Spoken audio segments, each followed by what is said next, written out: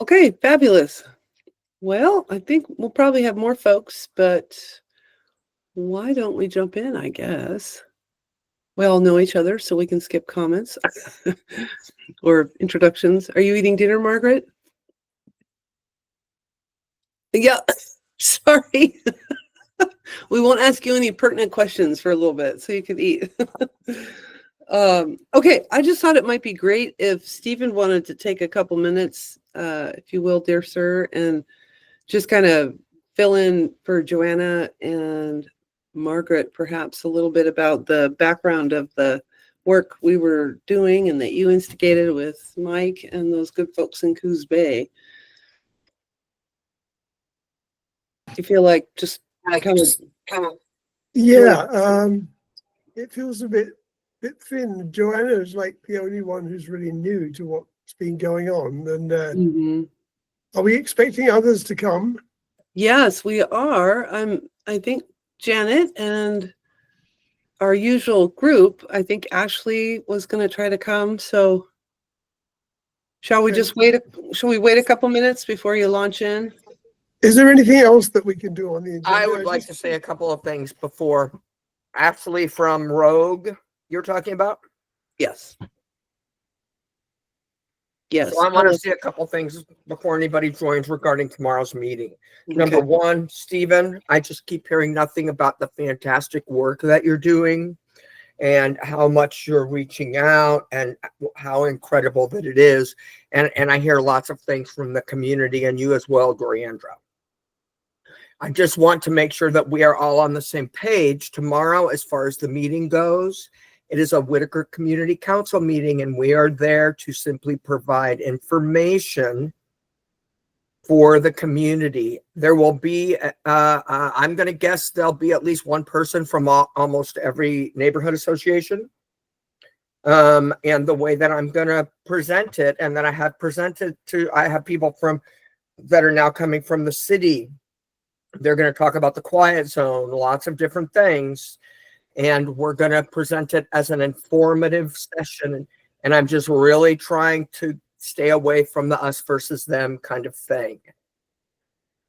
And, you know, it's our job as the Whitaker Community Council, as a 501c3 nonprofit as well, to not get involved in any political things as an organization, and to just provide the facts to the community and let them make up their own choice.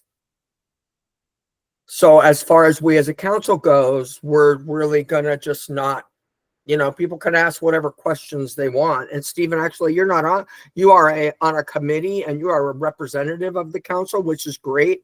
And what you're doing is great. And you just keep on doing that. I just want to make sure that we're all on the same page as far as what the meeting is going to be like.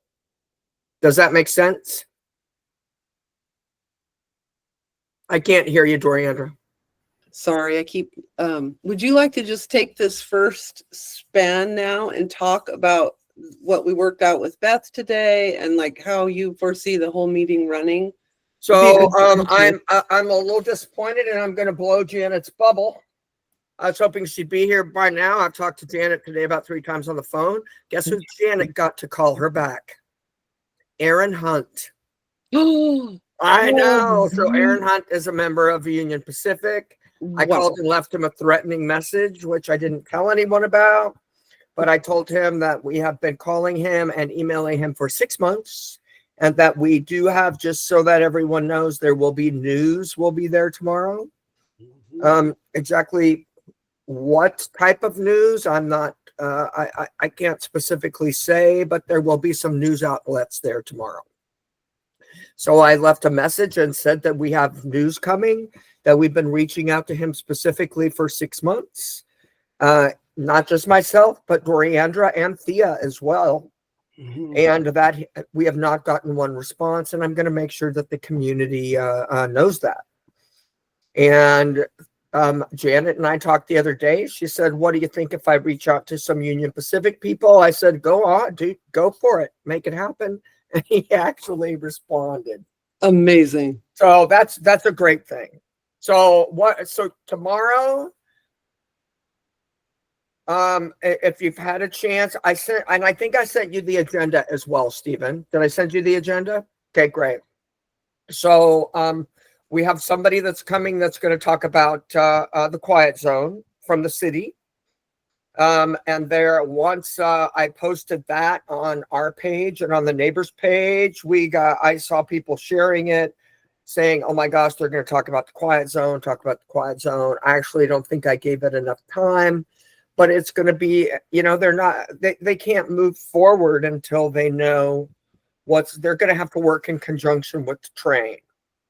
So I also talked to a gentleman named Mark, who is a business liaison, who was supposed to be there tomorrow and unfortunately cannot, but he met with Union Pacific last week. So whoever is coming, the gal, I don't remember her name because I don't have it in front of me, but she knows about whatever meeting that transpired between the city and Union Pacific, as well as she is like the head of the quiet zone and what's happening. But what I've told all of them, I've had some people reach out to me from other neighborhood associations that are supportive of this, that want to see jobs brought to the neighborhood, that want to, and see some growth. Not everybody feels that way, but those people have just as much of a voice as somebody who doesn't. So it's important that we as the council give everyone the same voice. So therefore, when we're going to make it like it's going to be, I'm going to approach it as an informative session. It has also come to my attention, and I already knew this, but people felt safe enough to say they're a little nervous to come to a Whitaker Community Council meeting because they tend to be volatile. And people that come tend to be attacked, and nobody wants to be a guest. No one wants to come and speak at our meetings because they don't want to be attacked. And I'm hoping that we can get past that with the meeting tomorrow and have it where, and I also, from what I also understand, we are so far ahead of the curve, which I have been, and I'm going to compliment Doriandra and Stephen on this. Being ahead of the curve is a huge thing, and we are years ahead of what's happening.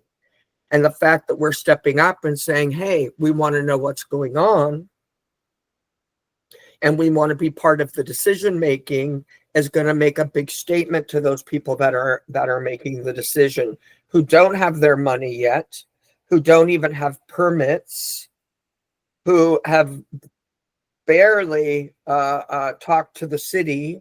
They don't, they don't have anything. So my approach with the meeting is just going to be very matter of fact, ask some questions, and many of the questions that we ask, they won't even have an answer to.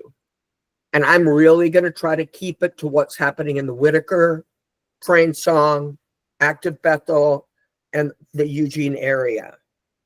I understand that what happens in the estuaries is important. What is happening in Coos Bay and the port is important. That's going to affect all of us down the road. But the meeting that we are having tomorrow is going to be regarding what's going to affect us as the Whitaker. So one thing that you may all want to think about, and I talked to Janet about this a little bit, and Stephen, this would also be a good thing for you, is that I have already sent an email to the NLC, which is the Neighborhood Leaders Council, and I think pretty much every neighborhood association is on there. And I would love to see, because we have so many things going on, to see Eugene as a whole, to see one or two people from every neighborhood on a committee and go and meet and talk about what it means on the big picture end, and then come back to their boards and present what you all have discovered in your meeting, and to keep up with the facts and about what's really happening, because we're talking. So my understanding, I talked to a gentleman yesterday, and he told me the 5 to 7 years is after they get their money, which they don't even have the money yet. again, compliments on being out in front of this, on making it, on the agenda, on bringing it to community and making people aware of it. But we're talking about probably years down the road, if it even happens at all. So that's, tomorrow we're just going to do a Q&A if you read the agenda. So we're going to do 10 minutes of public comment, which will be interesting because we haven't set any precedent yet. And we're going to keep it at 10 minutes. Then I'm going to we actually have talked to the mission. I talked to a couple people. Doriandra's talked to a couple people. So we're going to separate and make it a little bit more professional, meaning that we're going to set the panel up. We all know how the rooms at the mission, how the tables are big and round. So we're going to get some long tables, like the 5-foot tables that we have that we use at the Ice Cream Social. Or just like, it's like a 5 by 3 foot table. And we're going to set those up, and we're going to set everybody that's coming to speak behind those tables. So they're all just going to sit in front of the whole group. And we'll make it in a way that people can see them online, and that we can hear them. We will only have 2 microphones. That's it. There, hold on, Janet. Please let me get through this because I don't want to get sidetracked. We will have 2 microphones. That's it. 1 microphone will be for the people that are up front. And then I will have 1 microphone. We're going to let the people from PCIP they have a presentation that they want to share. They're going to do some kind of PowerPoint thing. After that, we're going to have the lady talk about the quiet zone. Then the WCC or whatever you guys decide here as a committee, we're going to present the questions that not only came in from, I know that there's a whole bunch of questions and some of them came from the community. So that's just simply what I'm going to say is that we have a list of questions that we narrowed some things down based on research in the community. We're going to ask those questions first. And then we're going to let people in the room and people online ask a question. If you look on the agenda, you're limited to 1 minute. That's it. So Doriandra is going to be running the online portion. We're going to get somebody to walk through the room and write down people's names as they raise their hand, take the list to Doriandra. She'll put the list in the queue along with the people that are online. You know how when we're online and we have the queue on the right side? So we're just going to put their names in there. Doriandra is going to call on the people that are online.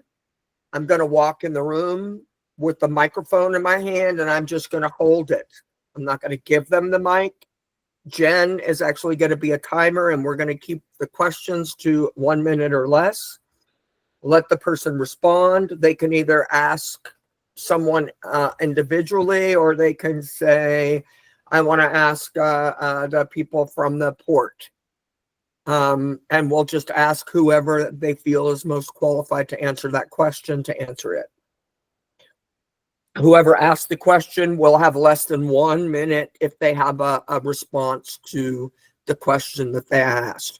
And when that 1 minute is over, we move on to the next question. And that way we can get as many people involved as we possibly can, because it is going to be full. It's going to be one of the biggest meetings that I've ever been to. From what I can see, we're going to fill that room. How many people, Doriandra, do you think we'll have? Based on emails and contacts and Jeez, 100, I don't think 100, but over 50. Yeah. Yeah. So there'll be a lot of community members there that have questions. And so we're going to try to get to as many questions as we can and try to keep it pretty civil. The mission did express that they were a little concerned. I think they must have watched our video that happened at the hybrid.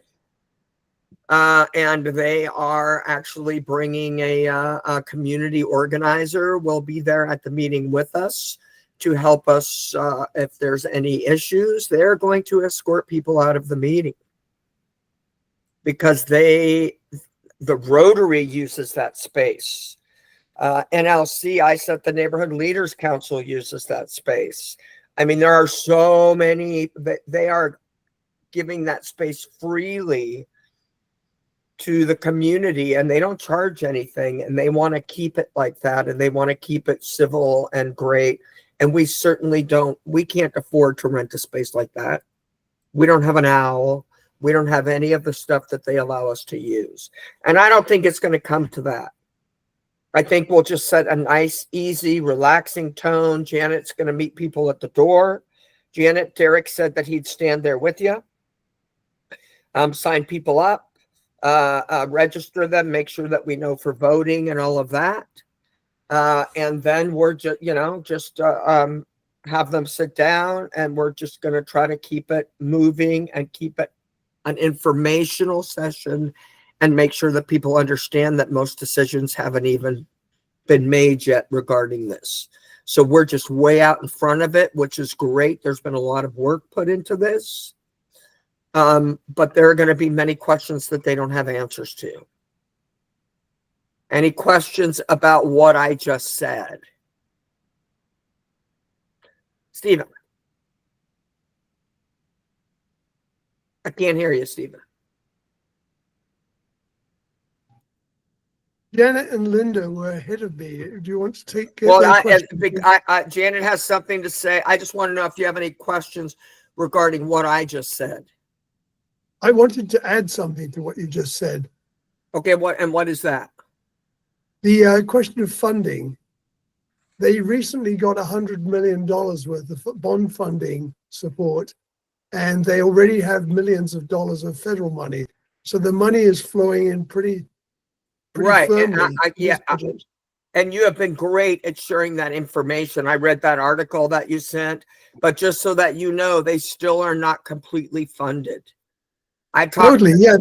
They need billions to correct. To do the full project. So Billions, we don't, they need billions of dollars is absolutely correct. So, the fact that we're out in front of this and that we want to stay, I learned about getting permits, and when they're hiring people to come and look, 7 major bridges they have to redo, and they right now are hiring people to go and look and to give them they don't even know how much it's going to cost. We're so far ahead of the curve, which is great. And that's exactly where we want to be, because if they apply for a permit for building something, we want to know as soon as they apply, not afterward, like what's happening with this 5-story apartment complex. So, Stephen, you have done an excellent job with that. And you're keeping us way out in front of what's going on. Do you have anything else to say about what I just said? Do you understand? Does it make sense? I don't have more to say about what you just said. However, I do want to just put a framing on the questions and explain explain a little bit about the questions and the challenges of creating questions when so little is known. And I want to explain and suggest a sequence for the questions and suggest a way for us to ask the questions. Right, and Zoriandra is going to cover that, and you're talking about the questions that we already have, right? No, I'm actually talking about the 6 questions. Right, so the questions that we are, and you guys are going to make the choice on how that's done, and you guys have all done a fantastic job as far as that goes. And all of this, not just as far as that. I'm sorry, it's been a long week already, and it's only Tuesday. Is that what Stephen meant? Was that your question, Stephen? No, that was only the first part. That's not what I was going to say this evening, but yeah, it's right. We're going to get to that. Goriandra's going to go through all of that. Okay. Okay, so Janet, I think that you were next. And I kind of gave away your secret because you weren't here at 6, and I just had to brag on you a little bit. Janet? Oh, sorry. Just a suggestion. I'm hoping that those tables with the folks coming in to question, they're placards so people know where to direct their questions to. That's all I wanted to say. Make Yeah, sure we're that doing it's name very tags for the evident. guests, Yeah, for very the guest evident speakers. to the Yes. audience who's who. Yes, thank you. Yeah, and we'll also, if somebody wants to give themselves a name tag that's just Yeah. coming to attend, Yeah. we're going to have some that they can fill out. But we have name tags for everyone, and I'm still hoping that Senator Manning is going to show up. I was told to make him a name tag, although they wouldn't confirm whether he was coming or not. He And won't. Linda? Yeah.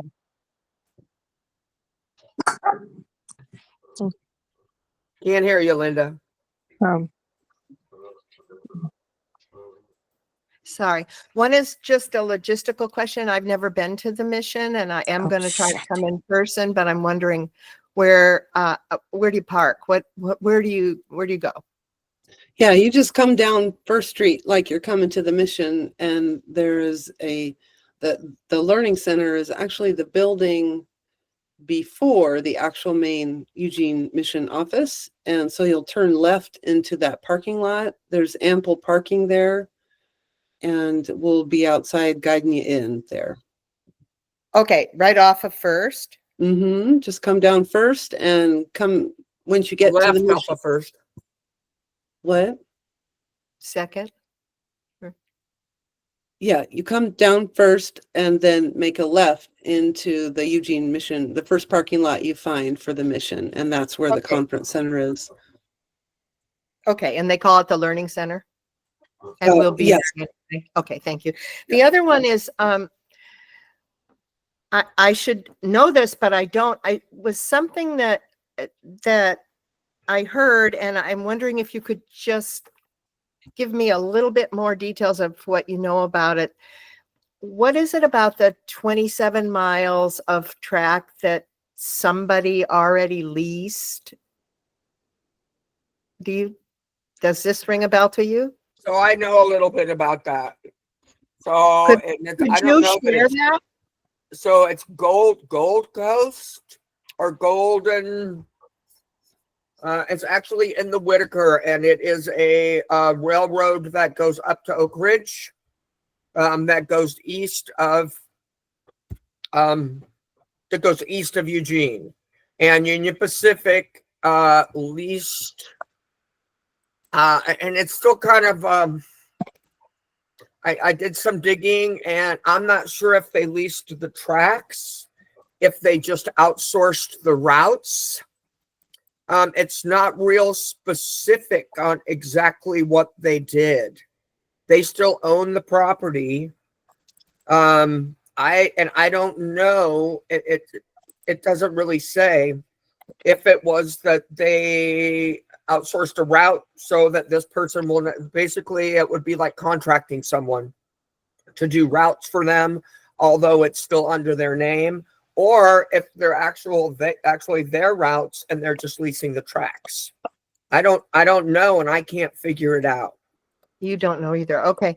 And But so it is true. They how did do does that. Gold Coast, well, let me look. and how does it fit in with with what we're wanting to address tomorrow? Do you know the answer to that, Stephen?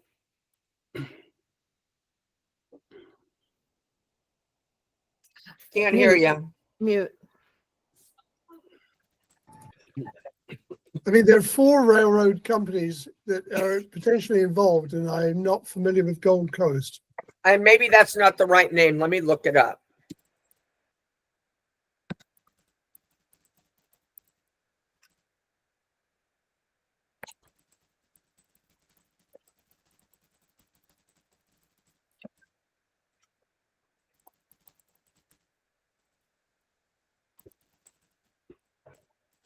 Is it important at this stage? It was kind of, I just wanted to know what it was about exactly and how it fits in. Actually, I believe it's Central Oregon and Pacific. I think it's Pacific Railroad. It's called CORP, C-O-R-P, Central Right, Oregon. the Central Oregon and Pacific Railroad. They have leased the, they are now the lessee of the switching yard in Eugene. So they operate the yard where in Eugene, where all the trains are put together. So it may be a reference to that. It's the 4 railroad companies involved is Union Pacific, BNSF, the Corp, Central Oregon and Pacific Railroad, and the Coos Bay Railroad itself. So there's 4 of them involved, and I will talk more about the context when it's my turn on the agenda.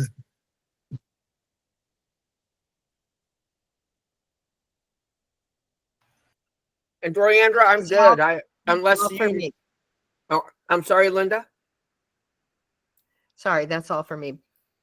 So I'm good unless, did I miss anything regarding how the meeting's going to run? No, that was great. If everybody's okay, maybe Stephen now can launch into the famous 6 questions, and we could go over them. Would you like to take it away, Stephen? You're muted, dear. Just a bit of background. These 6 questions that we came up with were the results of extensive conversation and communication with a group of people who specialize in understanding the railroad between Eugene and Coos Bay, people in Coos Bay. They're members of the League of Women Voters of Coos County. There's also somebody from Coast, Rogue Climate, who runs the offices of Rogue Climate in Coos Bay. We also had the input from somebody who worked for Union Pacific for 50 years and is still a consultant on railroad things and was involved in several large railroad mergers. So he is probably one of the world's experts on railroads on the West Coast. As a result of all these conversations, we had lots and lots of questions because there's really not enough information about how this project will be implemented. There's a list of tasks on a presentation that CPIP gave to a number of government agencies back in March that listed all the things they want to do, but didn't really touch on how the thing will actually operate when they have it. We took all the massive questions that had come up in our conversation trying to figure this thing out and just separated out the ones that referred specifically to Eugene, not any that affected the operation of the line between Eugene and Coos Bay or what happening in Coos Bay. And the question, the most important question is the one about, it's number 3 on my list. What agreements does PCIP have with railroad companies, ocean shipping lines, and other possible stakeholders to confirm that CPIP is needed and that railroad companies and ocean shipping lines and others are supportive? This question is on the list because there's a boondoggle that was built in Millersburg with assistance of $40 million worth of taxpayers' money that ended up, it's currently not being used because it didn't fill a need by the railroad companies or the freight carriers. And there's a serious need to make sure that there's an economic justification for any project like this before we get really excited about it. Because if there's no economic justification, at some point, other people who have taxpayers in their district will start to complain about money being pumped into something that doesn't have economic viability. So the most important question is, does PCB have the agreements with the, that question is really presupposes every other question. And it's almost the kind of question that that Margaret could ask as the chair, or definitely the number 1 question, because if that answer is no, if they don't have the agreements, or if they're still working on them, then all the other questions are somewhat academic. The second question that is in importance would be the question about the quiet zones, and the wording of that will very much depend upon what is said in the presentation about the quiet zones. The question that we drafted, we didn't know at that point that the quiet zone person was going to be at the meeting. That's great news. They included quiet zones for Eugene in their presentation back in March to government agencies. But the question is, why do they think that they would be a better negotiator with Union Pacific than the city of Eugene? So that's the real question about, does it help to have the quiet zones being handled by PCAP, or do we have more bang for our buck if the city continues to be the negotiator with Union Pacific? We'll know more about that question. So if somebody wants to, what I'm suggesting is different people in our group take different questions and then be really quick on our feet, so that as we hear things in the presentation, we modify our questions, or even if the question is completely answered, we don't ask the question, we withdraw the question. And I will be around, and people can always grab me and say, what do you think? Should we change that question? So that would be another question about quiet zones. And then the third one will be the first question on our list: how long will the trains be? And where will the eastbound trains be built? Coos Bay, Eugene, or Millersburg? The Union Pacific retired guy said for a project like this, they should be building the switching yard actually in Coos Bay. They should be building their trains in Coos Bay, and then Union Pacific would send locomotives to pick up their trains from Coos Bay. They would have a contract to have their trains picked up in Coos Bay and hauled from Coos Bay to Eugene. So it's a question of where they're going to build the trains. They're going to assemble the cars in Coos Bay, Eugene. Millersburg would be a long shot, but the Millersburg promoters are still talking about Millersburg playing a role in the Coos Bay traffic. So there's a couple more. The second question on our list: which railroad operators will build the long eastbound trains and get them to the Class 1 rail network for onward transit to the east? The Coos Bay line is not a Class 1 network line. Union Pacific is Class 1. BNSF are both Class 1.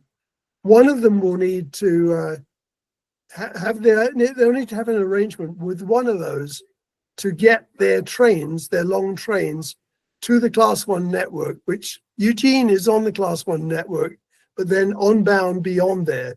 And it's likely that these trains will be hauled north to Portland, then go over the route that goes up the gorge to get. That's the shortest route to the East Coast from this part of the world. So apparently sending them through Oak Ridge and Klamath Falls is a very long way to go, because you'd have to go all the way south to get to the Oakland line to go across the Sierra Nevada. So the fifth one was the one about congestion in Eugene. This question is entirely dependent on how their logistics are planning to work. Whoever handles question 5 will need to be very quick thinking on the feet and make sure that the question is relevant based on the presentation that we received. And the last one is a question about backhaul freight. What are they planning to do on those trains going back to Coos Bay? Will they just be empty? Will they just be taking empties back? What do they plan for the backhaul freight? So that's my suggestion, that we take these questions, we have people select which question they want to ask, then be really alert to what is said in the presentation, so that by the time you get to ask your question, it's not irrelevant because it's already been answered. The chances are they may not have answers to any of these questions, and all of them will be hedged. But it's important to ask the questions now to indicate these were our concerns back in September 2025, so that it's like establishing our part of the legal record of what actually happened when. And this was the point where we had researched the subject asked questions at a meeting, specific questions, and either did or did not get answers. So the questions are not present. They're not meant to be confrontational. They're meant to be eliciting details of how this thing is going to work. Because if we don't know how it's going to work, and if they don't know how it's going to work, it's very, very difficult for us to understand what is planned. So this is really just saying, please tell us, do you have a plan in these areas? And are you able to tell us what it is at this present time? Because the Union Pacific expert couldn't say for sure how they would do this. And none of the people we've spoken with have any idea how it's possible. A mile-long train, a mile and a half long trains would be too big for the Eugene switch yard to handle, the basic stuff like that. So anyway, that's kind of the thinking about the question. A lot of work, a lot of brain power, a lot of 50 years worth of expertise went into this, and still unable to really understand it. And these questions, while each one is making assumptions before the question is asked, some of the assumptions can be clarified during their presentations. So I'd love to know who would love to ask which questions.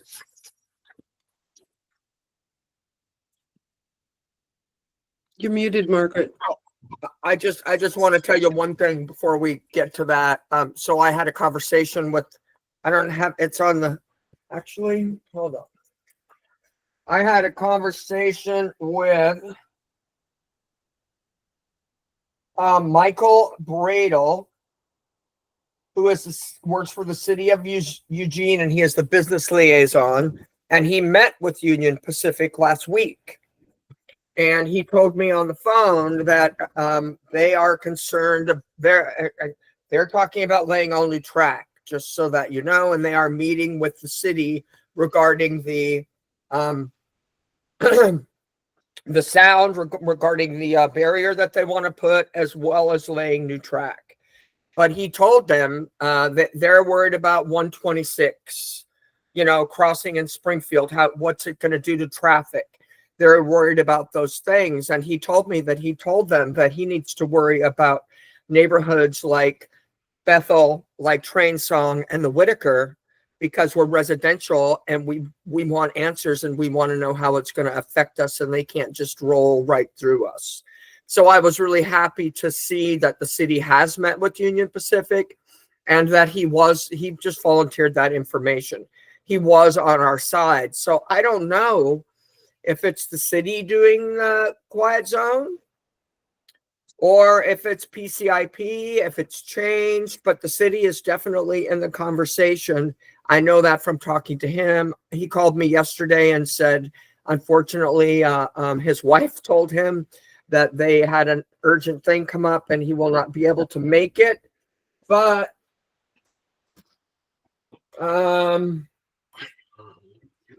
Katie Marwitz, who is the principal engineer of the city of Eugene and is in charge of the quiet zone, she will be there, and she's on the agenda. So those are all great questions too, by the way, Stephen. Thank you. So, let's see. Janet, do you have a question for Stephen? And then I want to answer his question about how we would do these answers or questions. Oh, shit. Go ahead, Janet. We can hear you. Oh, you can? Yeah. Thank you. Hey, Stephen, question for you. And just shooting from the hip. My few talks I've had, the relationship between the city and Union Pacific person is not great at all. They don't see Eugene as a viable business partner. So shooting from the hip, I would say, and I don't know PCIP that well, but I would think that they would have probably a better shot at the quiet zone, because right now, if it's a city and UP who has to acquiesce those gates to the city, and it requires a lot of money to keep those gates and a knowledge base for that. And I'm not convinced our little city has either of those. So I'm interested in hearing your opinion, if you have one, on that. Did you hear me? Did you hear me, Stephen? Yeah, I'm not able to hear him. Stephen, you're muted, I think. Janet, would you mind muting? Because we're getting Oh, feedback. So why don't you make mute and yeah. then Stephen. It doesn't show me as muted at my end. Oh, now you're not. Okay, I can hear you fine. Yeah. Yeah, I have not been following the quiet zone conversation. I was just struck by the fact that I knew that conversations have been going on for quite a long time and not a lot of progress has been made. And I knew that PCIP had the quiet zones listed as one of their many, many projects for the big project. So they had indicated, and my first response was they may have included that to try and get support from the city of Eugene for their project. So I saw it as possibly a quid pro quo. The city won't mess with get too involved and interfere too much if they guarantee quiet zones. But the question is, why should we think that they're going to be more successful than the city in negotiating with Union Pacific?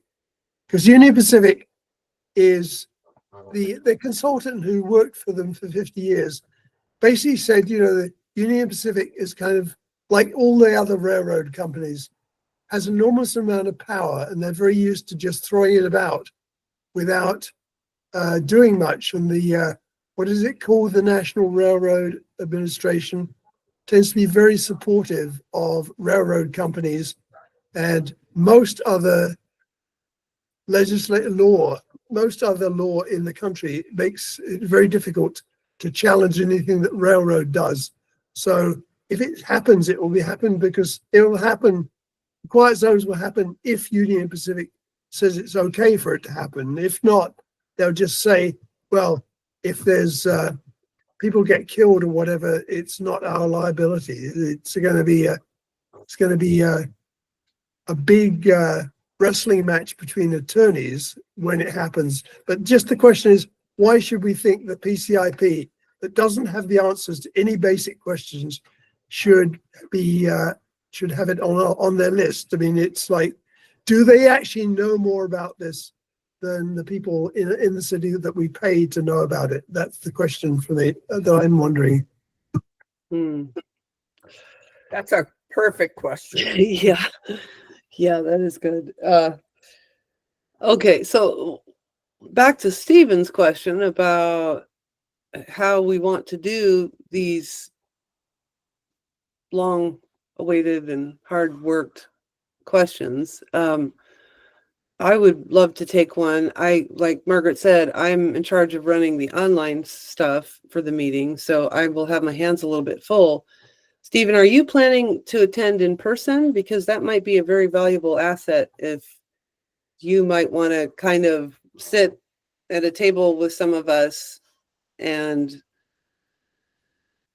I'm assuming that at quite a few points, I will step outside with somebody and talk to them about the question that they're planning to ask and getting advice about how to reword it or whether to still ask it based on something that was said. I definitely want to be there in full action. great. I don't want to be front and center on the project, but I want to be there so that I can pull the right strings when the right strings need to be pulled. Yeah, I think that's really important. I kind of just foresee it that a lot of us in WCC will probably sit together at one of those round tables, and and so we could, if you're okay with it, I'll print out some of the questions for our immediate group. Would that be all right with you, Stephen? If you could let me know who's taking which questions, then I can let them know that I'm available for consultation on any of the questions. And then when the meeting starts, I mean, I could hold off asking any question till all our 6 questions or till most of our 6 have been asked. Then I could always then put my question in to if one hasn't been asked and needed to be asked, or I could act as sweeper if there's a completely wrong or misleading response given to a question based on everything we know about it now. I would like to be in a position, I don't know whether there's going to be opportunity for follow-up questions, but that could be my only question, just coming back with a question that refers to an answer that they've just given. So like the sweeper in sweeper role, that's a role I'd be happy to play here if necessary. But I'd like others to be asking the questions for the first go around, would be great. Okay. My suggestion is that folks get there. Margaret and I and Cindy and Beth will be setting up the room at 6. The meet and greet starts at 6:30. So I would suggest coming a little bit earlier than the meet and greet to kind of get yourself situated at a table. Linda, will you be there in person? Great. Janet will be there greeting folks at the door. So yeah, I think that's probably the best part of Valor is to just gather us all together and begin the work in person. Excuse me, there's some kind of odd feedback. Stephen, you need to mute. Thank you. I was Okay, now- hoping for an introduction to Linda. I'm not sure that we've met. Oh, goodness. Oh, Stephen, this is Linda. She's on the board. Yes. And Linda, this is Stephen. He has been a long-standing, incredibly helpful and important part of the Public Health and Safety Committee meeting, which you are on now. So yeah, we've been working on stuff together for many years. So we always pester him endlessly to be on the board, but he is able to do so much more by staying on the WCC Public Health and Safety Committee because, as you can tell, he's really a huge asset to what we do. So Apologies, Linda. I didn't realize how elevated your position was. Oh yes, quite elevated. Yeah, and you know, on saying yes, I'll ask a question. I kind of get stage fright actually, and I don't feel like I listen to you talk about this, and you kind of have so much more history and thought and research that's gone into it that, you know, I don't think I could necessarily think on my feet and be able to suddenly change a question. I could certainly put out a question that was printed in front of me, you know, but anyway, you know, that's what I have to say about that. well, one thing we could do, Stephen, if you're feeling comfortable, you know, the final list of questions that we have, Margaret and I are the only people that have seen it. Would you feel comfortable if we pass those questions to everyone on this call, and then including Jen, who couldn't be here tonight? Her doggie's having some surgery or something. So, you know, Jen, who's always on our meetings, and then everyone can take a look at them in advance. And then if we all sit together tomorrow, you can coordinate with who's going to ask who. I think that's a great question, but maybe before tomorrow, people should have an idea of which question they would like to take, so that when we get together, we have some idea who's going to ask which question. All right. So Starting fresh at 6:15 would be a bit tough. oh, indeed. I mean, I'll send it tonight, and everyone can take a look, and we can have a email about it as we go tomorrow before 6:15, obviously. Yeah, that works. Okay. Great. All right. Go ahead, Margaret. So just so I have a pretty big job tomorrow, and I just want to tell you right now with what the responsibilities that I have with tomorrow and with what I'm expecting, I am not in a position to ask a question. Right. I'm going to be more paying attention to the room and to who wants to ask a question. I just also want to make it, Stephen, I think your idea of being a sweeper and all of that makes sense. I get that. But also be aware that if what I think, and you know what, who knows, 20 people could show up online and in person. It's so hard to tell with these things. But I really think that we're going to have a full room. And I think the questions are going to go fast because they are on a timer. They cannot have more than 1 minute with the mic, and they can have not more than 1 minute if they want to respond to the question that they got. So once the 6 questions are done, we have to include the people that are attending because it's, we're a community deal.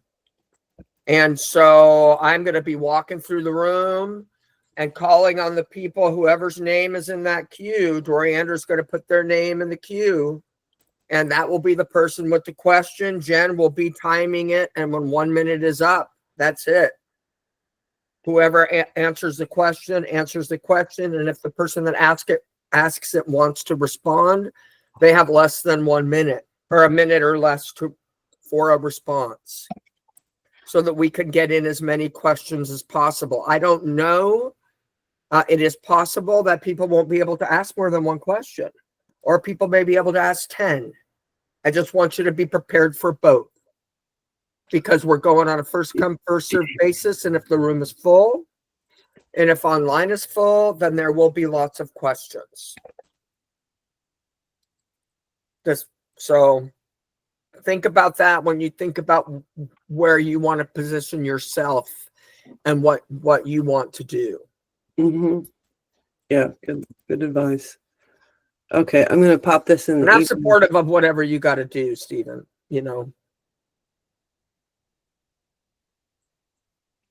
Okay. Okay, let me get this to everybody right now, just so that and I'll just say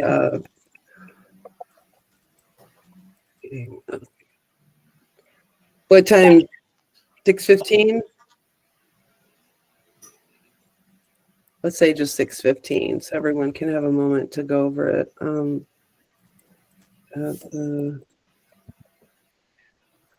Okay.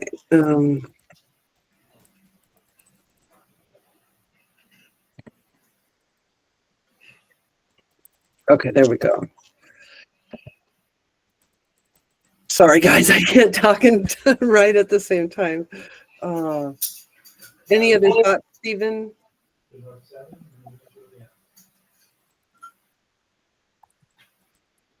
Did we lose him? Oh, no, there you are. Okay. This could be one of the best meetings we've ever had.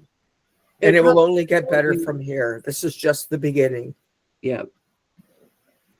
Yeah, this has been so hard to pull this off. And I think I at least keep going, oh, we're going to get through this night, but it's just the tip of the iceberg. It's just going to open up so many dialogues. And I, for one, am really excited that the other neighborhood associations have taken such an interest. Like Margaret, we started writing to them back in, I guess, before we were going to try to get this meeting for June. And then Margaret and I met a bunch of the other neighborhood association folks at the leadership conference. And it was just you could see light bulbs starting to go off with other groups. And we've had such an incredible response from them. Active Bethel, Jefferson Westside, and then one other, maybe even 2 other neighborhood associations put this meeting into their monthly newsletters. So there's a lot of mobility and motion, and how interesting that sometimes it takes, a potential catastrophe for a neighborhood to come together in this way and really build a bond. And I know Margaret's been trying to connect us more with our neighborhood associations for a long time, but everyone's so insular because we all have such specific problems. What's that? Oh, that's Linda. Yes. There she is. Yes. He's fact checking you to make sure you're legit, Linda. He's trying to make sure you're not like a spy from the train. So anyway, yeah, this is an exciting moment. It's going to be quite an evening. And the great news too is that they're going to do their charcuterie trays for us. There'll be cookies, chocolates, coffee, all kinds of good snacks. So among all the fun, we can also be eating snacks. So it's a win-win. Okay, and then Janet, I'm thrilled that you are going to do the door. That's fabulous. You are so personable and can kind of, get folks to really tune in. I'm going to have this for you. This is this essential sign-in sheet, and everyone that comes to this meeting, we're going to ask that they get on our newsletter. There's this good spot here for that. And then this section, whether they live, own, or work in the Whitaker, is really important. These attendance sheets are essential because they help us determine voting eligibility for the next April election. So many of these folks that will come tonight, we may find allies, and they may join us in a more board participation or larger group of us come April. So thank you, Janet, for doing that door. That's a big job. Okay. Anything else about the train? Yeah, so Linda had her hand up, and then Sorry, Linda. Go and ahead. then Joanna, and then Janet. I didn't know it says 1, 2, 3 by their names, which is great. Who raised their hand first? Oh my gosh, I got to get my readers on, but I see that now. That's brilliant. Thank you, Margaret. I've never noticed that. Me either. That's really cool. That might be a new Google Meet feature, but yeah, the glasses help. Okay, go ahead, Linda. Okay, number one, you can give me a job. I will be there. I will be there in person. If you want to give me a job, just give me a job. Okay. A straightforward, just say. Okay. Glad you're back, Stephen. But you need to mute yourself because there's feedback. So I those questions are great. Of course, I wondered, why did you say it's number 3 on your list if it's most important? What agreements have been made? And then that's as much as I got. That was a long question, but that's a really great one. And I could ask something like that right off. Our idea is we're going to ask those 6 questions first. Yeah, and check your emails, folks. You might be able to pull up the email right now and take a look at those questions so that you could find one that is your favorite, or I would share them, but we can't, like, Google Meets has such limitation. Okay, yeah, I see them.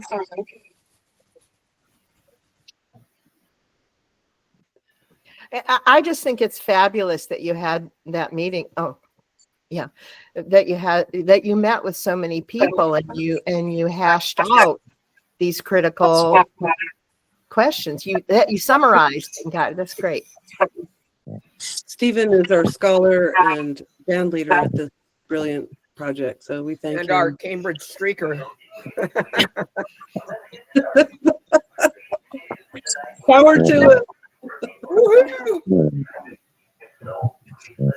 Okay, Linda, are you good? Yeah, and I one more. Just, this is a real little aside. You can tell me no, this isn't the time to discuss it. But I know our Chambers Bridge was being.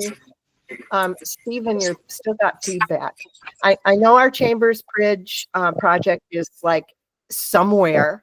I don't know where, but I heard something about that there was a plan not only to have it be a seismic, that it was being rebuilt for seismic, but that it was also being raised 3 inches, and that might have to do with the trains. Is there any Is that true? And does anybody know about that?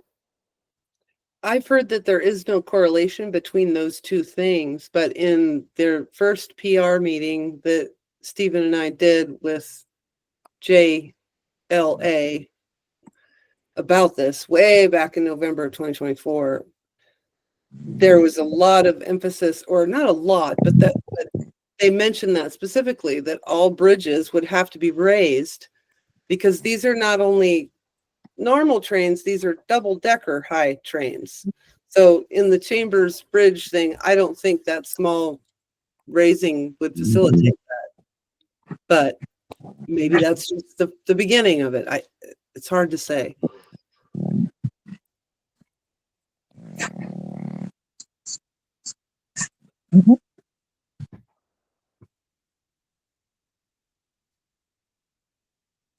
Can't hear you. I just put in the chat, it says the city engineer will be on the panel tomorrow.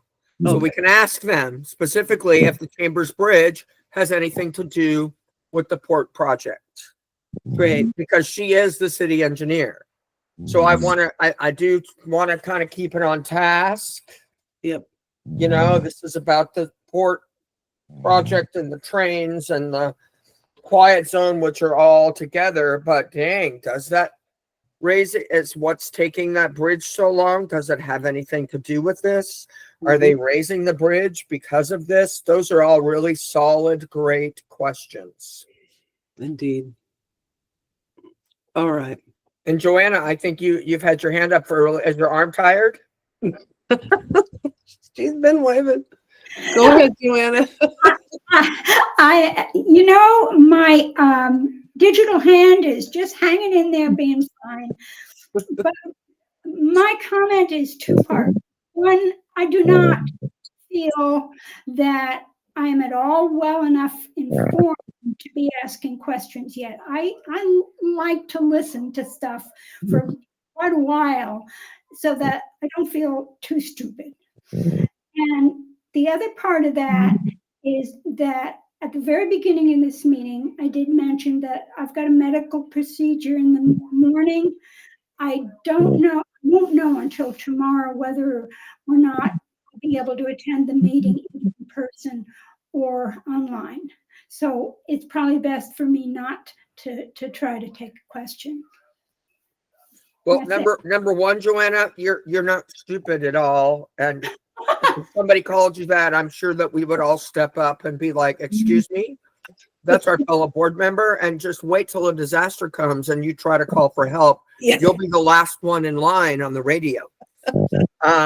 So please, you are not stupid at all. This is something that we're all learning, and we're learning as we go. Number two, please take care of you. There's nothing more important than your health. I had this conversation with someone earlier, and you take care of yourself, and if you can make it online, then that will be great. We'll look for you. If you just want to watch, that's okay. But you know, your health is the most important thing. Thank you. Amen to Of that. course. I will continue to pay attention to how this thing comes together or falls apart, depending on which way it goes. True. It could go either way.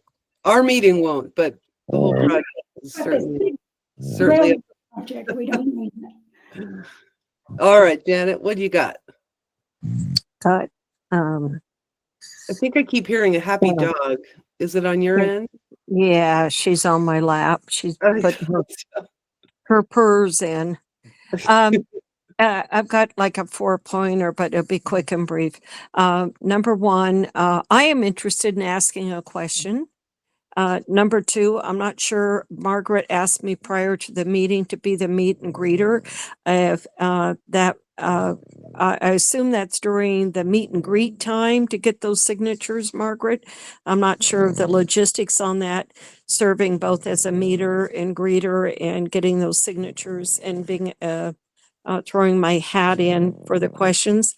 That's 2. 3, I did talk to Margaret Suter Barnes today.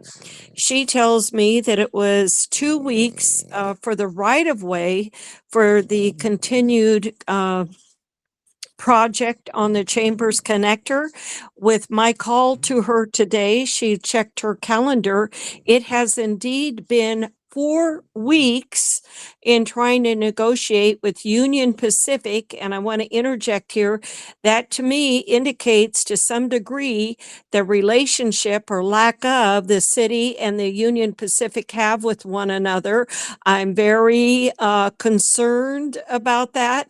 And I don't know who they have for the PR working on bridging the gap with Union Pacific. I realize they're kind of a bully in the industry, but that doesn't take away aside that a little bit of charm and nice manners might make a difference in having some finesse with Union Pacific for that quiet zone.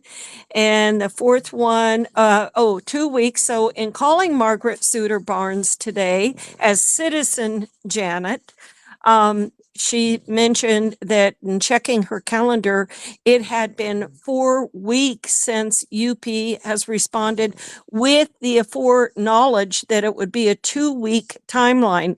So it's well beyond double the time they anticipated in getting a response. And so to answer the question, no, not a twiddle-dee-dumb thing has been done on that connector. And yes, they do plan to raise it. I had a Citizen Janet meetup with Rich Hoy and that engineer, and it was mentioned that there would be that would be addressed along with once the work resumed.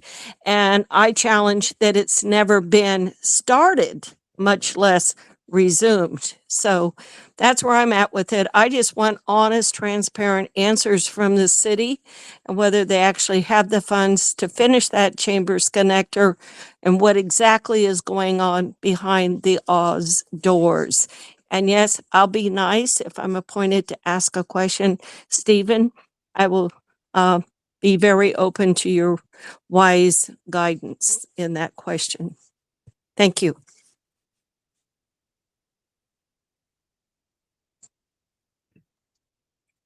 Can't hear you, Margaret. I said, I hope someone asks, where's the $10 million that we allocated for the quiet zone? How many years ago? Over 20. Yeah, 10 million bucks that city took. Where's that money? Yeah. Yes. Anyways, we're getting off track, but it makes me angry right there with you, Janet. I get yes. it. Yes. There's another train pun. They're just Well, part we'll of be getting lots of those train puns, I'm sure. everything's gonna go off the rails. Go ahead, Stephen. Yes. Just a couple of things to add about the Chambers Bridge. The Chambers was the guy who negotiated with Union Pacific many, many years ago on behalf of the city to keep the switch yard in Eugene. And many of the things that we have today, the fact that our main street doesn't go all the way through and dead ends is part of the deal that Chambers worked out with Union Pacific. Second snippet of information, the Coos Bay line does not go under the Chambers Bridge at the point where they're working. The Coos Bay line splits off further to the southeast from there.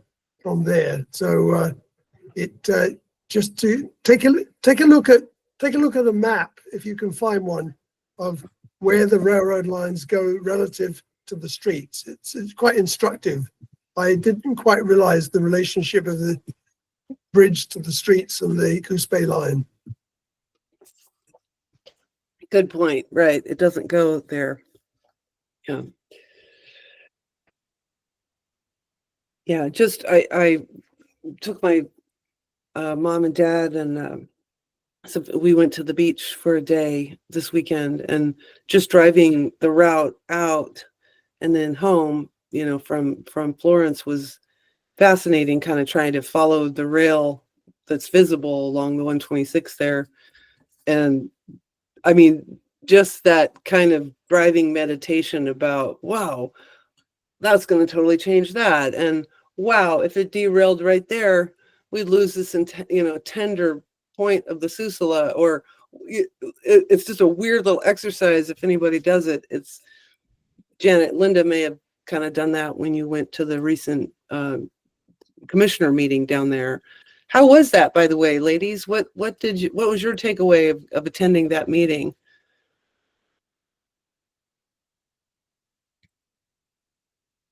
Well, Janet summarized it pretty well, I felt, at the last meeting. And it was just informational for me. I didn't say anything. Travis asked a question, and it was about the trains. And he basically said, oh, it's not my area. You need to talk to so-and-so, which of course he tried to do. And that person, I don't think, has ever responded to my knowledge. But yeah, take it away, Janet. Oh, Travis had excellent questions. He's you have every right to be proud of your son. So, No, do you want to summarize it? yes, real quick, what I thought of it, just as we are, Stephen, with our questions, I sense the community at large was equally, if not more, about what's in it for them and where's it going. I would say that if they had someone like Stephen, they would have had almost identical questions to put out there. There's a lot of confusion, even some discussion about the port itself being in disrepair and quite probably not ready to, at this point, to engage in this amount as a deep sea port. And now sprung up another town interested is Charleston. So Coos Bay residents and Charleston residents were in the audience, and there was not the unanimous support for this deep sea port as yet, largely because of so many unanswered questions and no clear direction or focus on what there is in it for their communities. Yeah, interesting. It just seems like there's a vast veil of information, and one of the very educated folks that Stephen and I had the pleasure to meet with in conversation to get some of these questions and to get more advocacy for the Whitaker on this, pointed out that you have to be careful when even talking to these big idea people, because in simply advocating for your own community in terms of safety and health and even how to do things, you sometimes hand them the keys to develop their plan further. It was an interesting, whoa. So, go ahead, Stephen. It's a complex One of the things that Yeah. one of the Coos Bay people pointed out, there's been nearly a dozen very big projects involving Coos Bay over the years, and they have not succeeded on any of them. And their swing bridge is kind of emblematic. The fact that swing bridge to get from the North Spit to Coos Bay and North Bend itself, the bridge is out of action. So trains cannot get from here to Coos Bay or to North Bend. They can get to the North Spit, but then they can't go across the bay because the electrical mechanism that opens the swing part of the bridge is malfunctioning. And Coos Bay, the port of Coos Bay, does not have the funds to repair it at this point. So it's pretty rickety. And we've been camping on Tuckanich Lake down 101 south of Florence. And we canoed out, looked at some of those bridges. I would not want to be in a canoe under one of those bridges when even the current trains that are going along there going through. So there's a huge amount of work needed. The estimates are over $4 billion just for the rail line. And then the container terminal with another $4 billion. So that we're a few more dollars here, a few more dollars there. We're talking about real money. Did you notice a couple weeks ago, Stephen, that bridge you're talking about with the electrical failure caught on fire? It never rains, as they say. Right. It was pretty significant of a fire. So, all right, folks. Well, have we trained ourselves out here, or I've got one more question. go ahead, Joanna? Okay, I won't call myself stupid, but there's this whole trade thing going on. And because I'm fairly new to it, who is it that wants to do this project that is ill-defined and ill-funded, and why? Okay. The company leading this, it's a public-private partnership between an investment firm in Kansas City. One of the key investors there is a former Oregon assembly person who is active in this. It's basically real estate money. They invest real estate money like any other real estate investment trust. It's the structure that investments have, and they're the people pushing the project. They have some expertise in this general area, but not a heck of a lot. Their main expertise is property, and they are the leading people with all the political influence, which is shaking the money tree quite well in the state of Oregon, and also shaking the money tree in Washington, D.C. They are working as the private partner in partnership with the public Port of Coos Bay. So it's a public-private partnership together. And the characters involved are quite interesting. They have very interesting bios on LinkedIn, but I won't bore you with some of the background. The linkages are interesting to Middle East money and to the Oregon forest industry, but that's sidelines. It's a public-private partnership between a Kansas City real estate company and the Port of Coos Bay. Coos Bay is the one that is taking all the flack as the front.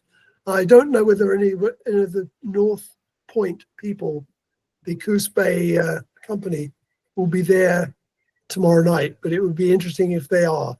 A key name to look out for is, well, some of the names are pretty key. There's several former elected officials on the CPIP team. So they've got very strong political contacts, very strong political influence.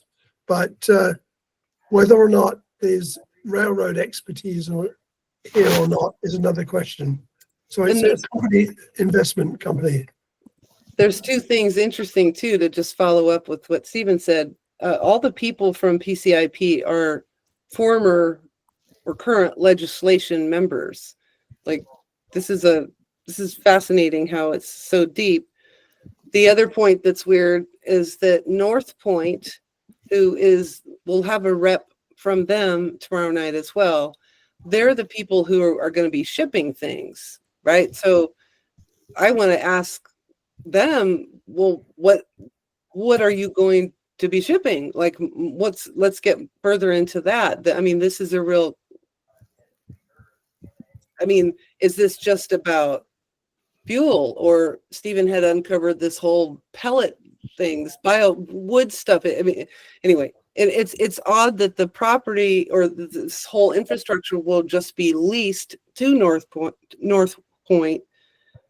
But then why is the port the face of this project? That, to me, that's an odd point. Just to take it a little further and to answer your question, Joanna, what I read at the beginning is that the proposal is to create less traffic, to take trucks off of the road. So the original proposal said they wanted to do more by rail and eliminate traffic and eliminate trucks being on the road, eliminate pollution, blah, blah, blah, blah, blah. So instead of bringing in, normally what happens, I mean, I'm a U.S. importer actually where I work, and normally what happens is a container comes in, the forklift takes all the stuff off the container, they put it in a yard, they lift up a container, they put one container on the back of a truck, and then the truck takes it to its location once it's cleared customs, and then it goes back. So their idea is that they can move 1.5 miles long worth of containers at one time rather than one on a truck. I mean, I don't know how many containers that would be. Two, double decker, 40-foot long container. I mean, we're probably that's a lot of containers, and be able to move that to its location and then unload it and then just deliver it locally wherever it's going. So that's that in a nutshell. That's what I read, what they were trying to do to wrap it up and make it look pretty for everyone. Basically, it's going to make them more money, because they'll be able to move more containers and more goods in one swipe than paying a truck driver each time. But then what's going to happen to our trucking industry? So, and just to back up a little bit to make a comment real quick, and I understand you guys went to that meeting in Coos Bay. To me, that's a blue collar town, and they are suffering badly from the logging industry, the fishing industry. I mean, that at one point they were a striving, wonderful community, and now they are not. And the fact that they're talking about putting this port in, and the community is like, wait a minute, hold on, means that there's a whole lot more behind the glass than we can see. It's true. So again, good job to everybody that has helped bring this on board. Go ahead, Janet. Yeah, another small news piece that came on the internet today, and I was talking to Margaret briefly for the meeting about this, is that a lot of the stuff that's coming up south of the border is not being inspected because it's coming up by way of the rail lines. And what's on those rail cars are rarely inspected, if ever. And whereas trucks, there are periodic stops. And I'm glad there's some deep questioning at this juncture, not just the how-tos, but I want to know how much is going to be exported and how much is going to be imported. Because are we doing all this infrastructure only to import more and create our deficit? I'd like to know behind the scenes, because there's a lot of an investment by Oregonians and our taxes that are going into this. And I think the Coos Bay, Charleston people, we ourselves, the neighborhood associations here in Eugene, have every right to question and every right to expect for affirmative documentable answers from the industry that's out to launch this idea. Hear, hear. Yes. Well said. How much export, how much import, bottom line, and what is it? What is it? Right. What is it? What is so important that it Mm-hmm. continues? Not the clear. normal And who are transportation? we building it for? For the importers that are bringing them in? Are we building all this infrastructure only to be scaled out at our capitalistic nation that we are? Other countries are beating us at our own game, unmercifully so. Mhm. Yeah. I like, what Yeah. is it? What is it? Yeah, great questions. Totally. That's it. Okay, folks, let's jump in and thank you all. This is like cheers to everyone. Margaret, thank you for all your incredible hard work to get this, so many incredible panelists, for Janet for starting the whole ball off with getting PCIP willing to chat with us and come here. Tomorrow's going to be amazing. We're just going to knock it out of the park. So bravo. And Stephen, you're a rock star. So, okay, folks, Margaret was absolutely unequivocally correct when we were all on here a week or two ago, and she said to Jen and I, are you ladies nuts? Because putting on a disaster resiliency event in the same month as this train meeting sounds impossible. And you're right. So, yeah. I can't stand it when you're right. I'm just teasing. Yeah, there's just, it has been so much with the Healthy Homes Grant and this thing and all the other things. So today I was on a COAD meeting and big, huge 2-hour thing with folks from all over. And also every other thing group is trying to do this in September as it is, because September is emergency prep awareness, and WCC has never been one to follow the drum of a normal drummer anyway. So I just have to gracefully fold and go back to thinking about October or November. And I think that's awesome in a way, because there is a huge thing up in Salem in October, and we were invited to go participate in that. So I guess Where are we going? there's a huge OREM thing in Salem. Let me find that date here. Oh, it's the ready. I was just kidding. Just so that you know, so Jefferson Westside Yeah. is doing some big presentation at the NLC meeting next week, and it's in regards to their disaster preparedness events that are coming up. And Jefferson Westside is right next to us. Have we even reached out to them and invited them to participate with us in Washington Jefferson Park? Because that's both. It's Jefferson Westside, it's downtown, and it's the Whitaker. Yes. Okay. So oddly, the chair from the friendly neighborhood called me last week. Oh, excuse me, and wanted to possibly pair up, but then they chose to stay on track and do their one in September. So they're doing theirs on the September 27th that we were shooting for. So what that did, though, was open up a conversation about him when he gets back, Jefferson Westside. What's the other one that's right between us? And anyway, one more of them in there.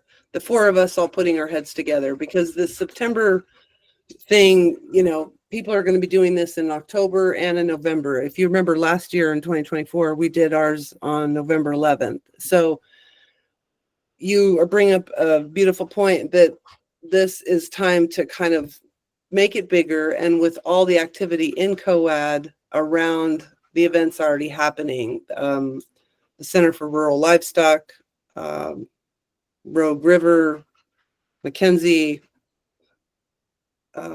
sorry, I'm just blanking. There's like 6 of them already in September, so that are unrelated to neighborhood associations. So yes, let me get to work on this next week, and I'll have more for us soon. And I'll probably just start communicating email, because I know, Margaret, you are out of town from October. Let's see. Well, I'm leaving September 17th, and I'll be home on the 21st. Okay. And then I am leaving. I just had to redo my flight today. October 24th, I think, 23rd or 24th, and I will be back November. I'll be back on November 1st. Okay, that's what I have. So I'm gone the last week of October, which also means I also will not be here for the neighborhood association fireside chat. Okay, we'll figure that out, you and I. Yeah. But anyway, I'm just gonna talk with Jen tomorrow again, and then I'm gonna send us all an email once we get through this crane thing closer to the end of the week. and we'll throw out some dates because Stephen, we need you there. Linda, we'd love to have you come. It is so much fun. And Janet, can't do that without you. We need you as a chef. And I know, Stephen, you go on some trip. When are you out of town? It's October, right? You go. Yeah, I'm leaving it right at the end of September, beginning of October. I'll be back towards the end of October. I'll probably be gone probably 3.5 weeks. Okay, so that might be then our best date is November 8th, then month of, okay, all right, we'll get there, guys. There's really no hurry. It's there's always going to be room for more disaster stuff, and the more time we give it, the more time we can elevate the event. So I'm sorry, I was overambitious, but just can't do it. It's better. You're good. One Yeah. thing I will say is that us promoting this meeting months ago, Yeah, having a meeting and canceling it, I can't tell you how many people reached out to me and said, hey, you're supposed to reschedule that meeting. You're supposed to reschedule that meeting. What's happening with that meeting? And so we rescheduled it, and we have been promoting this meeting for 4 months. yes, And it is going to make a difference. I really hope that the days of the WCC creating an event and posting it the day before it happens are over. And that we can give it, 6 weeks or more, yeah. 6 weeks to 2 months. We can start promoting it and at least say, hey, be prepared for this date. Yeah, exactly. I think in the past, there's so much going on. We just kind of fly by the seat of our pants. But this train, I agree. This was a huge lesson in just slowing it down and pushing it out and building. Because, yeah. Cheers. Can I ask a quick question that has nothing to do with this before I go? Yeah. So we have a fundraiser at Oakshire. Oh, yeah. That you all, I don't know if you've seen it. I'll email it to you all. It would be really nice if everybody came. They forgot about us. We fell through the cracks. So it went from being $1 a pint to $2. So we'll make twice as much money, which is great. They love us there. They're very supportive. However, I have been saying for a long time that whenever we do a fundraiser, we never have a reason why. And so I think that we are getting to a point, especially if we get, we're working on some disaster preparedness stuff. Brianda's working on some grants, that it could be a huge selling point to say that we have a building, at least that we're renting a space where we have disaster resiliency supplies, and here is everyone can meet at point A in case we have a flood, an earthquake, tsunami, whatever happens, everyone come to this location, and we can store stuff there. We can get stuff from the community, as well as it will give Doriandra a space to go and work and meet with contractors, with people that want their homes done, that need help with paperwork. She's out driving her car all the time, going to people's houses and all kinds of stuff. And if she actually had a space where she could have some office hours and community members could go there and fill out their paperwork, it would make a huge difference. So I've been thinking about making our fundraiser and charge and changing it to say, help the WCC. It would take a long time for us to earn the money to buy a building. However, we could probably raise enough money to pay a year's rent somewhere and start off like that. And then we would have another year to raise the money to pay the following year. So because we're not having a meeting until October, and that will be right when we're having the fundraiser. I mean, how do you guys feel about doing that? About making the fundraiser to so that we can get a space?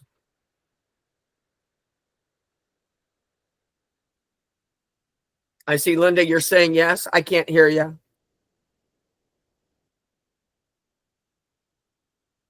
Yes, and I think potentially, yes, I think it would be really nice if we had our own meeting space as well. Agreed. Janet, you say yes as well, huh? What do you think, Joanna? I think unless somebody comes up with a better idea, this sounds great.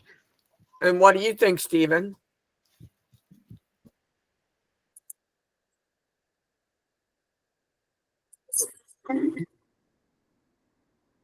It's definitely something to explore. I'm concerned about the cost for an organization that doesn't have a regular income stream. Our income is basically the service percentage on grant funding, and things like rents and stuff like that keep coming and become a fixed cost. And I'd like to see the financial structure of the council done in such a way that maybe annual fundraisers or something like that, so that there's more of a fundraising to cover fixed costs. And I've been with organizations that have got themselves in the position with too much fixed costs and not enough fixed income, that unfortunately programs suffer when those things happen. So I would like to see it connected with financial management so that we're less dependent on grants, right? income stream that are I available. agree. And that's why I say we would have to we would pay 1 year's rent in advance. So if for some reason we fell and didn't make it, then we would just have a space for a year. But I'm not talking about month to month. I'm talking about negotiating a lease for an entire year and paying it all up front. But we can't advertise that either as a fundraiser and then not follow through and do that with the money. So, but those are all things to keep in mind. Okay, that's Briandra. All right.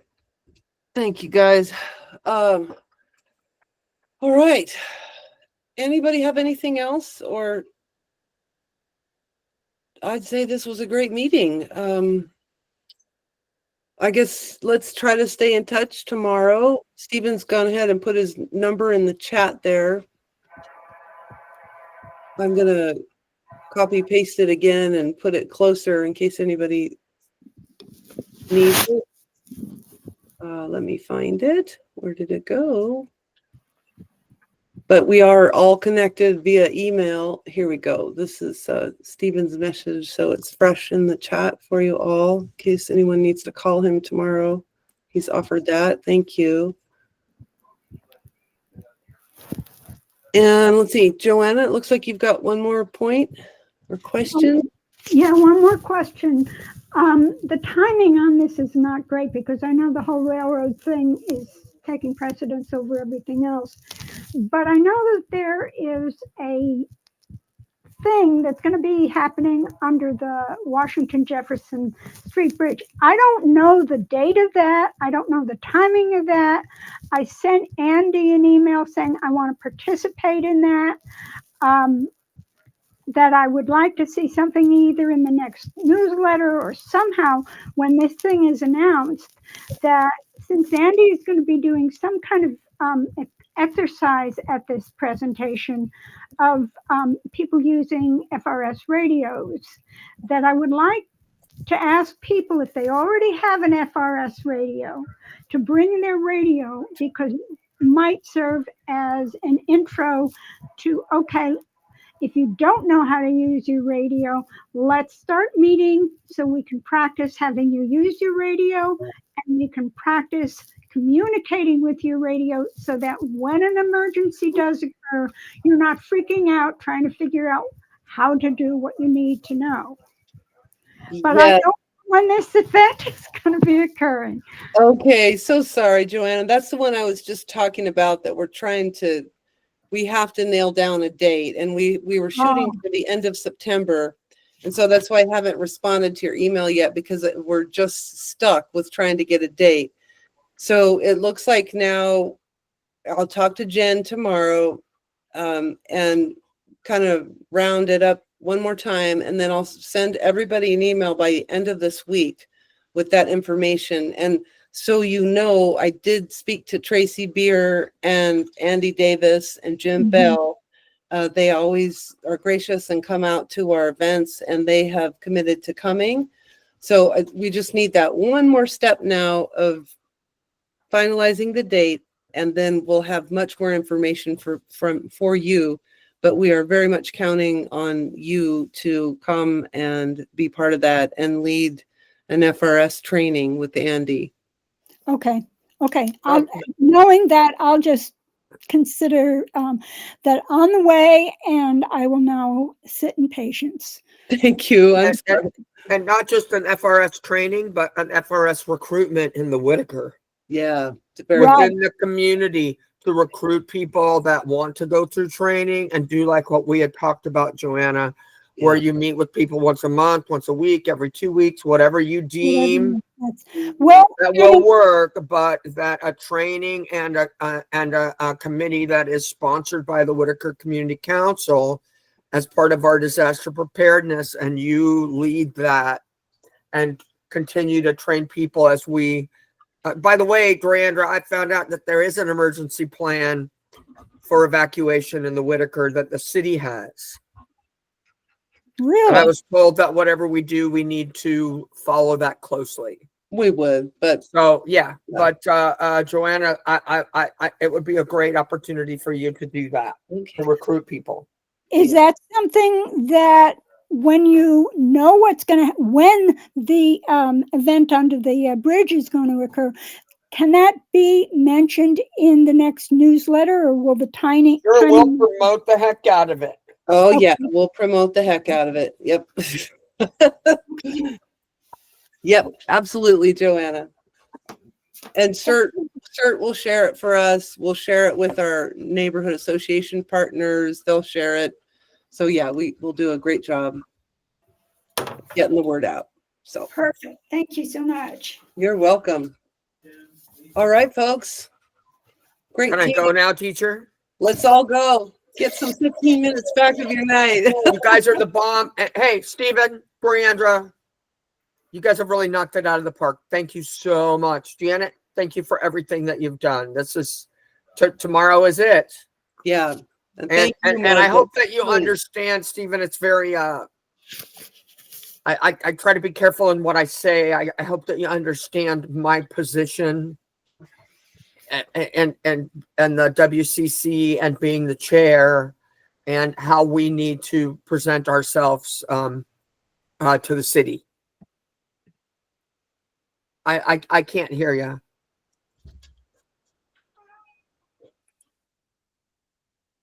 I understand. Okay. Can you hear me? I'm a diplomat. I can understand. I've run large coalitions. I know you have, and Briandra and I have talked about this many times, and you know, I know what you guys are doing and what you're involved in, and I'm aware of that, and I'm supportive of that. This is just different than what you have been. You guys have been doing. You know, you're out there making waves and being activists, basically, and that's, you know, it's like I told Briandra, if we're going to be an activist about something and we're going to do anything political, it's going to be against our local government or our current administration, and we're going to go march the streets if ICE shows up and starts arresting and pushing people around and has tanks rolling down the road. Well, then the WCC, we would go right there. We would line up across the streets and tell them to run us over. We're still being recorded, Margaret. So easy.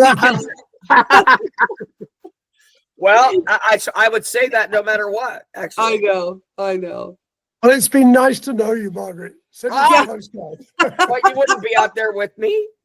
Come on, Stephen. I can't risk it. I'm a naturalized citizen. They talking about revoking naturalization, which is something that gives us something to think about. Anyway, rest up tonight, Margaret. Sleep well tonight. You've had a long day. You too, and I hope that you're feeling well. And I'll see you tomorrow. And we'll all sit in the back, so you'll be in a good space. We'll see you soon, all. Bye. Bye-bye.